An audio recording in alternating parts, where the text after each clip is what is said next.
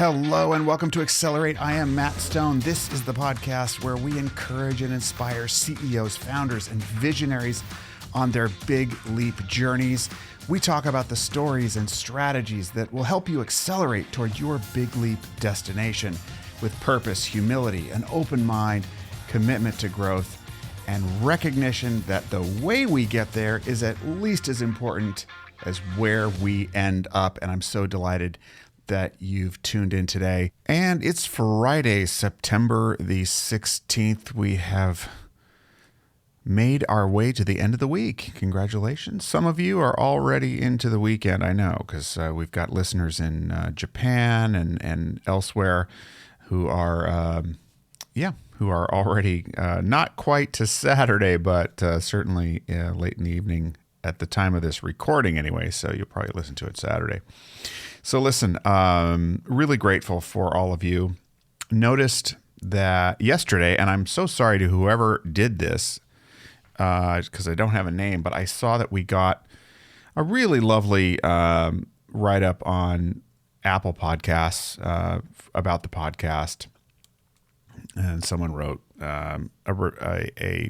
not a testimonial. What am I thinking? A review. Said phenomenal and just said how much they appreciated the podcast, even though they're not a CEO and entrepreneur, but they got a lot out of the growth mindset stuff.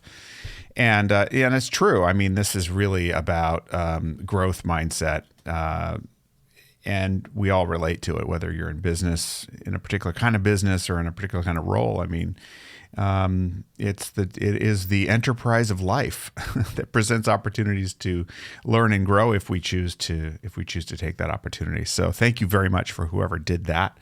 I really appreciate it. And so that actually reminded me, I was digging through some papers, trying to clean up in the office. I've still got remnants. I mean, it's been 9 months since moved from Japan and still sorting my way through a lot of stuff. But I love index cards for things. They're just like, kind of a simple, narrow theme, as I like to use them for prioritizing things. Or one of the things I use index cards for was I used to run an executive program in Japan for one of the big multinationals. And they'd bring in kind of rising star executives from around the world every year to Tokyo. And, for quite a few years running, I was the facilitator for that program. And I just had a blast. I mean, people came from the Middle East and from all over Asia, from North America, Central America, South America. I mean, it was truly Africa. I mean, I got to meet so many different people. And one of the things that I learned was that, we were doing leadership stuff and, how to have line of sight and how to communicate and strategy and trying to align your goals with the, your local sort of mission and goals and purpose with the corporate global, position and everything. But I have to say, the one thing that usually got the most positive response was something that wasn't a part of the original program. It was just something I threw in there. I would hand out a card and I would say, all right, I want you to write down at least 2 things that are, sometimes I framed it, interesting, that are interesting, which is kind of not a very interesting framework. Sometimes I would frame it like, something that no one else in this room knows about you. Okay. So these are not uncommon questions that you've heard in other contexts, but it really led to some of the most amazing connection that would happen in that room. And that's what people loved about the program, was connecting with the other folks. But, they came from all over the world. Very different cultures. Very different cultures. I mean, I'd have a room with, 2 Thai people, 2 Indians from India, an American, a Canadian, and it would just be a really fascinating thing to watch. And beautiful. So anyway, I found these cards that people wrote. Now, I'm not going to say any names or any identification information, but, here's this one from somewhere in Asia. He says, he had gone to Australia to study his master's in IT, but then he changed that. But then the second one he wrote down was, my friend and I love the same girl, but in the end, no one could get her love. How relatable is that? You know, even if you can be from completely around the world and relate to that feeling, you know. Here's somebody who was drafted into the Army at age 18. Somebody who did a loom bungee jump, and I got to look up what that means, but something very, I mean, I know what a bungee jump is. I don't know if a loom is different, but did a loom bungee jump and went on a safari in Kenya. This person said that they cried basically when they first attended their first training away from home. They basically cried all night because of missing their family, that was an interesting one. A lot of people in the trainings would be very emotional about being apart from their family, which I did not relate to because I've been an expat and living far away from family for so long. But I suppose they mean, you know, spouse and children, which is probably a different kind of thing. But very relatable. I mean, just so relatable. Here's one, said their first overseas trip was an adventurous trip to New York in 2005, and that they had determination to pass their CPA exam, and they did that. So that was, again, very relatable that was another Asian country. I'm not going to give the countries. I don't want any identification information here on this. But here's one. The person wrote, swimming in winter in ice water. So they did the ice swimming, apparently. And then he says he got lost hiking. Couldn't find the way. Who hasn't done that if you've been hiking? Has some pretty scary moments doing that. This person said they suddenly woke up after sleep. They were driving a car and woke up. They had fallen asleep while driving, basically, and were really scared of that. This one talked about being hit by a car when they were 10 years old and riding a bicycle. This one was just talked about doing the same job for 26 years. And I remember this person, they were not that old. So they started really early. And here's another one about taking a vacation to the Seven Colors Sea in Colombia, and how beautiful that was. So, yeah.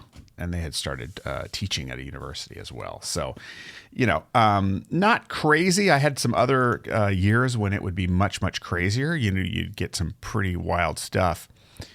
But one of the things that I really, as I was, I was just flipping through these cards this morning, and it was bringing me such joy. I was connecting with the individuals again, and I was remembering how much that those moments of sharing those personal things with each other that weren't that vulnerable, really, but just that little bit of sharing and connection made so much difference. I could see it happen after we shared those things. I used to take them and I started framing the questions so I'd get wilder answers. And one year I put them in a hat, and we would draw them out and we'd read the card. Okay. Some crazy thing that someone did. And then people would guess who the person was. And I made the target of that, if it was you, you had to promise not to give it away, basically. Pretend like it, you didn't know. And that was so much fun. But it's anything that connects human beings to other human beings. And in this case, it was such a great cross-cultural experience to just connect as human beings that left people feeling like they got much more value out of the program. And, it's a constant theme on this podcast, on the preceding podcast that was called Connections That Matter. It just runs through everything that, connection with other people is done at the human level. And so anytime you meet someone, if you can just take a moment, if you can, and find out something about them. A lot of times people just assume that they're not interesting. They assume you're not interested in them on that level. This happens a lot. And I've noticed, if you ask a question, well, tell me about yourself, tell me what, and then not the standard questions like, what do you do? but pull a little bit, and it's amazing how much trust and goodwill and how much fun that can also produce, and bring a little bit of joy sometimes in a situation where maybe you're dealing with something difficult. So a great reminder that we connect as human beings first. That's the number one. And when we find things we relate to, that's even better. And if you can make it genuine, you're really ahead of the game. All right. Well, I hope you have some great connections this weekend, and rest and reflect and get ready for another exciting week here in September of 2022. I can't believe I'm saying that. As always, thank you so much for listening. Do check us out at mattstone.co, on Twitter at mattstoneco, Instagram at mattstoneco. If you're connected with me on LinkedIn and you're working in business, on behalf of the company that I lead, Behavioral OS, I did post a post yesterday with a really powerful and simple resource for leaders of leadership teams who are trying to get established in their new role or trying to help new leaders on their team, acclimate to the culture and set great norms, have a great feedback culture. I posted a resource for that on my LinkedIn feed. So if you are a LinkedIn connection as well, I encourage you to go get that free resource. It's proven over decades of use. This one's modified, so it's kind of a sample version, but it's so effective. I promise you, I've seen it work in real time. So please go check that out and get that resource. And I'm going on a bit too long today, so we're going to cap it off there, and thank you again for listening. Share this podcast with a friend, give us a good rating, and we will catch you next week, Monday. Thanks again. Bye-bye for now.